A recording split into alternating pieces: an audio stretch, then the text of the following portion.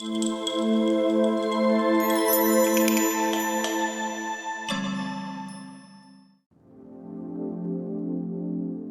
what's going on, everybody? You are live with Osiris, and welcome to Feel Good Happiness. Thank you all so much for taking the time out of your day to come by and tune in to this episode. It is always a pleasure to just provide you all with a wealth of knowledge that is just meant to help you improve your life, make you better people. Not that you're not good already. It's just that people can always find ways to improve their own life. So on that note, I want to talk about betting on yourself, being the person who knows without question that no one else is going to give me a shot, so I'm taking the shot myself. You got to do it. You got to bet on you. Part of pursuing your dreams, part of pursuing anything, but especially pursuing your dreams, you have to be relentless. You have to go about it with such intensity that they cannot deny you. I am not someone who has had the luxury of having anything handed to me. I have had zero opportunities handed to me. These opportunities that have come to me have come as a result of me relentlessly grinding. You have to be so ruthless in your approach that people will literally move out of the way if they see you coming. You don't even have to do it in a malicious way. Some people think you got to take these knives and stab into people's backs and then use it as a way to step up and get a little higher on the ladder. You don't have to do any of that.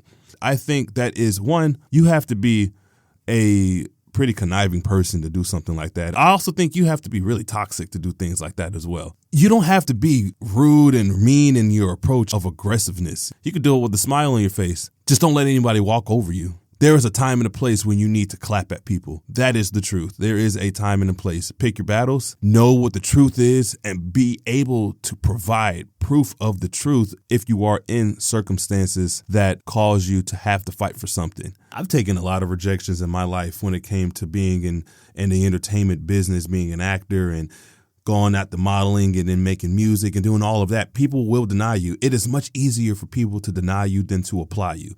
Trust me on that. But you have to bet on yourself. You cannot let anyone push you out of a dream that you have for you. That dream is your vision, is your dream. It's no one else's. It's not your family's. It's not your friends. It's not your spouses. It's not your teachers, your coaches. It's not your bosses, your coworkers. It's no one else's dream but yours. And you have to take complete charge of that dream. You need to. And yeah, society, at least in the United States of America, the majority of this country is built on the working class, the working family. And I come from a working family. And I am grateful, without question, for my upbringings.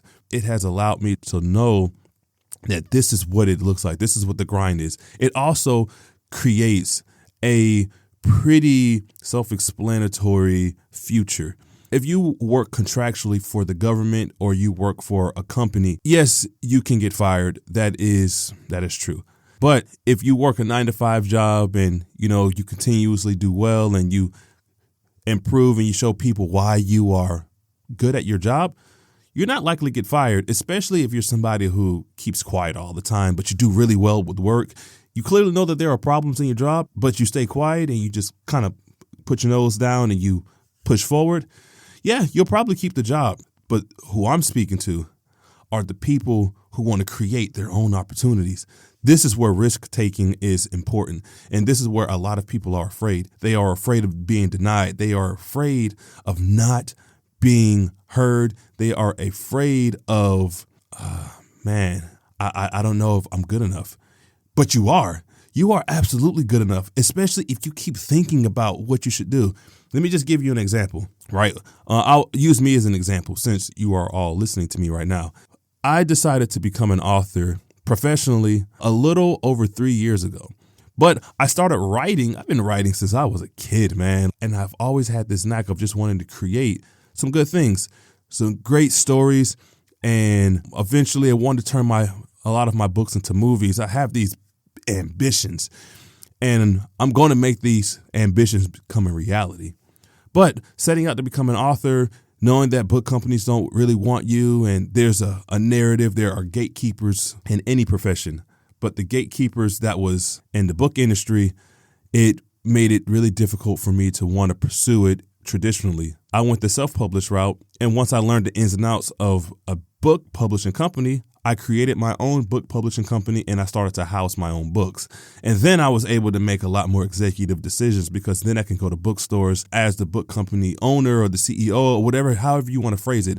I own my own stuff. Trademarked my company, my book company name, my stories are copywritten. You go about it that way, but you got to bet on yourself. You let these people know. Talk to whoever is in charge of whatever district or store or whatever it is that you're trying to pursue a career in, and let them know why. Of course, there are prerequisites to certain jobs. Like if you can't just go and be a doctor and say, hey, I did a lot of research on being a doctor. Let me show you why I should work.